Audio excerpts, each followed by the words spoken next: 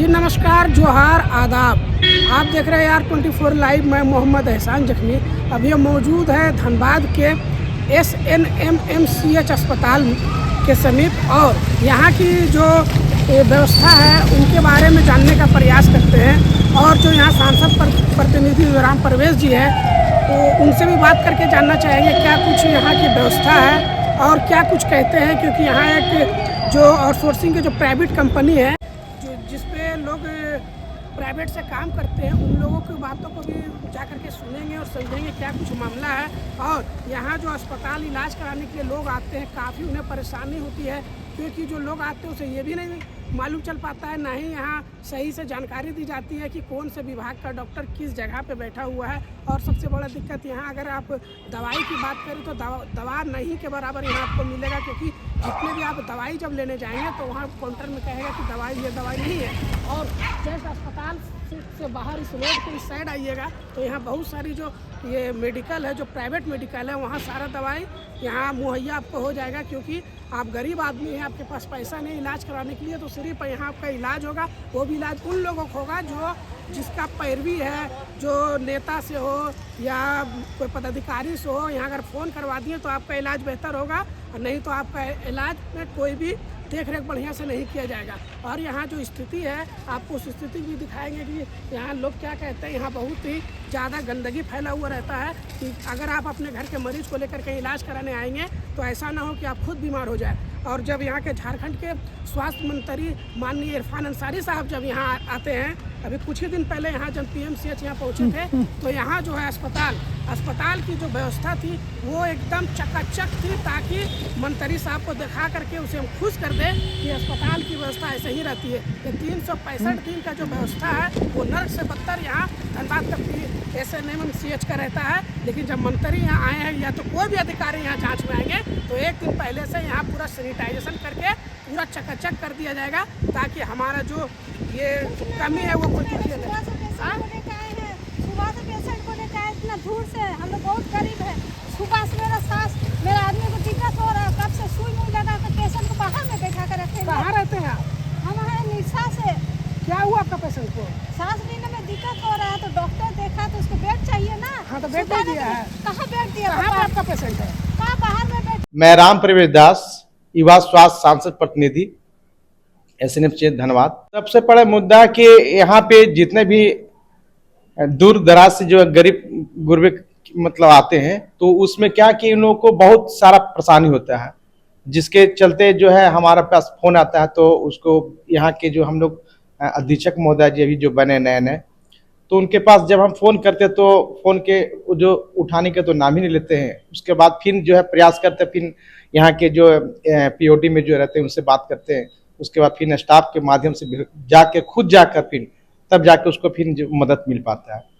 तो उनको तो हम सबसे ज़्यादा बोलना चाहेंगे कि अधीक्षक महोदय जी यहाँ खुद पहले HOD थे और सारा यहाँ के मतलब अवगत है कि किस टाइप का मतलब मदद देना चाहिए।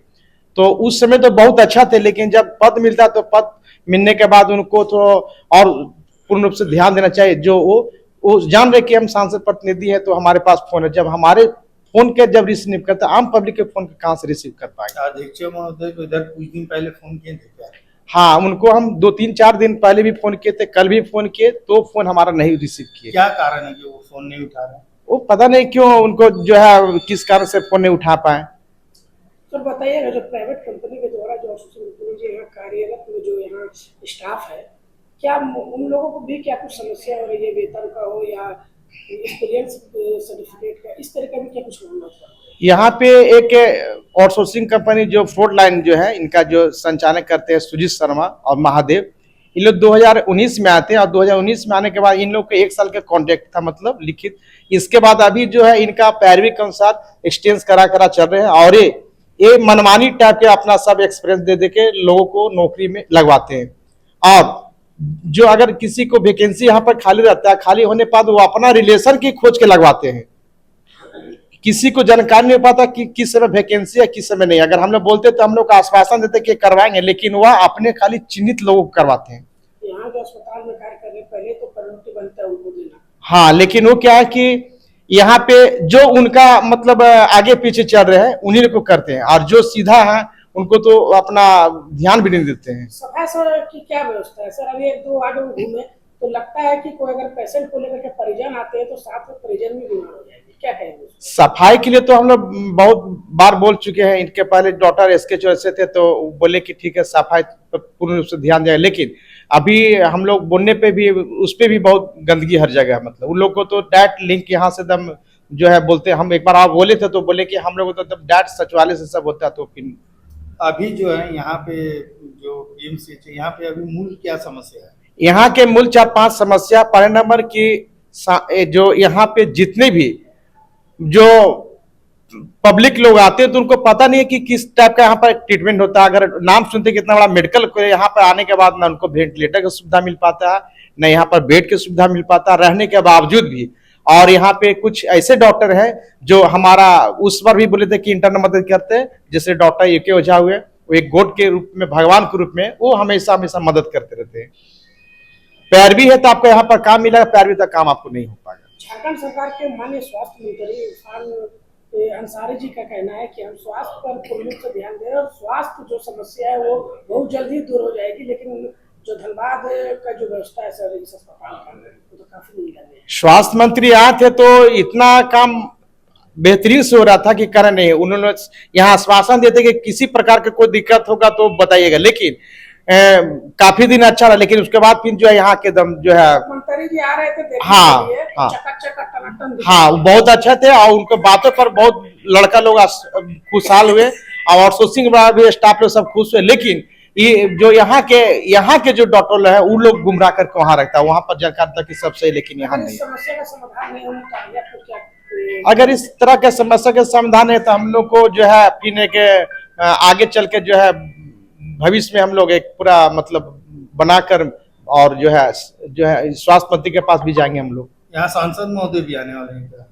सांसद महोदय जी के पास हम लोग अभी समस्या को रखे नहीं है, अगर जिस दिन रखेंगे तो वो जो है निष्पाद यहाँ पर जो है अपना करेंगे। कुमारी पीएमसीएच। क्या कुछ समस्याएं यहाँ होती है मैडम आप जब अस्पताल में रहते हैं? आँख विभाग में थोड़ा सा समस्या ये है कि जो आँख वाला समस्या ज़्यादातर मतलब 50+ के लोगों को होता है और वो जाते हैं वहाँ पीजी ब्लॉक में दिखाने के लिए, और दिखाने के बाद जांच के लिए फिर यहाँ आते हैं तो उनको आने जाने में बहुत दिक्कत होता है। ये जो डिपार्टमेंट है यहाँ होना चाहिए। हाँ, पहले कहाँ था वो डिपार्टमेंट? आँख विभाग पहले यहीं पर था, अब यहाँ से वहाँ चला गया, भीड़ ज़्यादा हो रहा था इस वजह से वहाँ किया गया। यहाँ से पीजी जो डिपार्टमेंट है वो कितना दूरी है? दूर है, रोड के उस पार ही है। मतलब एक 50-60 साल के महिला को या पुरुष को बहुत दिक्कत होता है, बहुत दिक्कत होता है। सीढ़ी चढ़ना उतरना, ऊपर से उधर से इधर आना, जांच करवाने के लिए, दवा लेने के लिए बहुत दिक्कत होता है। उन महिलाओं को थोड़ा सा ध्यान दिया जाए। मेरा नाम गंगा प्रसाद रैयत है। क्या कुछ समस्याएं सर ये अस्पताल में? इस अस्पताल में तो सर बहुत ही समस्या है। एक तो साफ सफाई की समस्या है, कोई सांसद विधायक या मंत्री आने वाले हैं तो सफाई जम के होता है, वो चले गए फिर हल्का पड़ जाता है। ये सब समस्या है। और हम लोगों का भी समस्या है कि हम लोग आउटसोर्सिंग में खट रहे हैं, 9-10 साल से खट रहे हैं। कौन से आउटसोर्सिंग में? क्या नाम है आउटसोर्सिंग का? पूरा नाम बताइए। फ्रंट लाइन कंपनी है। क्या समस्या है? मान लीजिए हम लोग आउटसोर्सिंग के तरफ से खट रहे हैं कि बंधुआ मजदूर के तरफ से खट रहे हैं, उसमें हम लोगों को किसी तरह का कोई ये है नहीं। पीएफ वगैरह नहीं करती है? पीएफ कटती है। पेमेंट वगैरह का? पेमेंट वगैरह लेट फेट होते रहता है, कभी टाइम पे देती है, कभी बे टाइम पर भी देती है, लेकिन देती है हर मंथ। तो मूल समस्या क्या है फिर? अब मान लीजिए हम लोग छोटा स्टाफ है तो हम लोग को अगर टाइमली पेमेंट रहेगा तो हम लोग अपना घर द्वार ठीक से चला सकेंगे, नहीं तो फिर उधारी सेठ लोग के पास जाना पड़ता है, उधारी देंगे नहीं देंगे। 20 दिन 25 दिन से उत्पन्न होती है। 20 दिन 25 दिन के बाद अगर सैलरी मिलती है तो उसमें दुकानदार बोलता है नहीं देंगे, इतना 2 महीना के बाद तुम लोग देते हो पैसा। ये सब समस्या है। अर्जुन यादव, क्या हो रहा है? ब्लड बैंक में लैब अटेंडेंट का। किस कंपनी से? फ्रंट लाइन से, बिजनेस फ्रंट लाइन से। हाँ, क्या कुछ समस्याएं हो रही है आप लोगों को? समस्या जो है कि 10 साल से सब कार्यरत है, उनको न्यूनतम वेतन जो है समय पर नहीं मिल पाता जो चाहिए। जितना जो है जो आज 10 साल से कार्यरत थे उन लोगों को जितना आज बढ़ के हमको लगता है 30 से 40 हज़ार हो जाता अभी तक जितना जो काम कर रहा है। अपनी समस्या को लेकर के कभी उस पदाधिकारी से मिले? पदाधिकारी लोग से मिलने से मैंने है कि वहाँ पे अधीक्षक बोलते हैं कि आप जाइए कंपनी से समझिए, आपका जो समस्या वो कंपनी ही समाधान कर सकता है। क्या लगता है इस तरीके के लोगों को? उन्होंने फेंका फेंकी तो अब जब बेरोजगार लड़का है उन लोग के पास इतना टाइम नहीं है कि अपना समस्या को लेके कभी इसके पास जाए कभी उसके पास जाए। अपना काम भी को भी देखना है ना, ड्यूटी को भी देखना है, तो अपना काम तो वो लोग टाइमली कर रहे हैं लेकिन बस उनका वेतन जो है समय पर सही न्यूनतम वेतन नहीं क्या मिलता। लग रहा है प्राइवेट कंपनी ही आजकल ये अस्पताल को चला रहा है? अभी 10 साल से तो हम ही लोग संभाल रहे हैं, जितना भी अब तो सरकारी बहुत कम रह गए हैं। जितना भी 4-10 साल से हम लोग का सब आउटसोर्सिंग ही क्या स्टाफ। बोलेंगे, ठेकेदार के द्वारा जो है शोषित किया जा रहा है अपने वर्कर को? हाँ, तो जितना वेतन चाहिए उतना वेतन तो मिल नहीं रहा, कहीं ना कहीं शोषित अपने आप को शोषित हो ही रहा है। कोई मांग उठाता है तो उनके ऊपर फेंकता है, वो उनके ऊपर फेंकता है। अब आदमी और स्टाफ जो है उतना टाइम नहीं है कि कहीं कोर्ट में जाए कहीं इधर केस करे। क्या नाम है आपका? अर्जुन यादव। कंपनी के द्वारा प्राइवेट कंपनी? प्राइवेट क्या कंपनी। नाम है कंपनी का? फ्रंटलाइन। क्या कुछ आप लोग को वेतन वगैरह क्या कुछ समस्या है? समस्या है कि जब आप 2015 में घुसे थे उस टाइम हम 5,800 मिलता था, आज बढ़ के 11,155 रुपये मिलता है। पैसा टाइम पे मिलता है? नहीं, पैसा टाइम पर नहीं मिलता है, 20 तारीख को मिलता है। लेट 20 दिन लेट मिलता है? हाँ, 20 क्या दिन कुछ लेट। दिक्कतें होती है घर में खर्च करने में? हाँ, दिक्कत तो होती है, लेकिन क्या करें, चलाना पड़ता है इसी के। आप लोग से कंप्लेन यहाँ के जो अधीक्षक है उनसे नहीं करते हैं?